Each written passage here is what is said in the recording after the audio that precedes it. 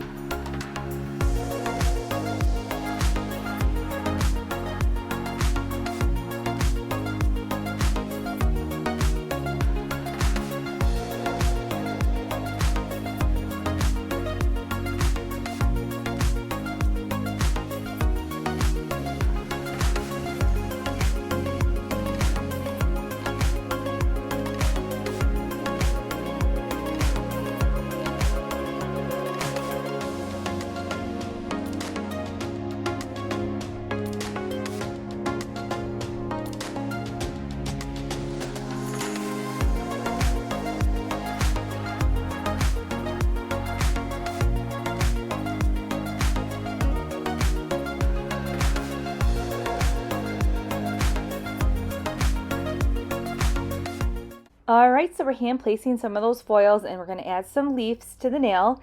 Now, I'm going in with this little handy dandy UV curing light just to go ahead and flatten any glitters. Anytime I have any like large or shaped glitters, I'll go ahead and use this light to make sure that those glitters are laying as flat as they can be.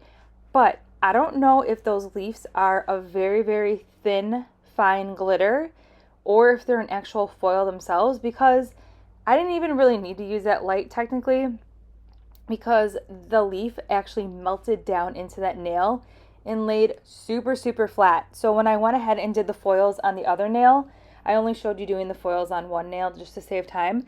I didn't use that light and it was so flat. I was super impressed because I used a lot of different leaf shaped glitters, and I don't know if it's the shape itself, but I can never get them to lay super flat.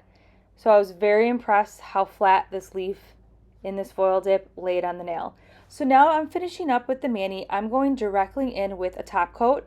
Now if you ever, I know I sound like a broken record, if you ever experience any flaking or peeling of your base or of your mani after you just apply your top coat, you want to go ahead and do your base coat first, cure it for 30 seconds, and then go in with your favorite top coat. So how pretty is this set? I think it's super pretty, super elegant. It's like, I don't know, something about the bright pink and then those light pink rose gold foils are so pretty together, and then the leaves just tie it all together. So this is just another fun way to create a fun fall harvest mani, but yet you're still tying in some bright vibrant pinks. So I hope you enjoyed this mani, and I'll see you in tomorrow's upload. Bye!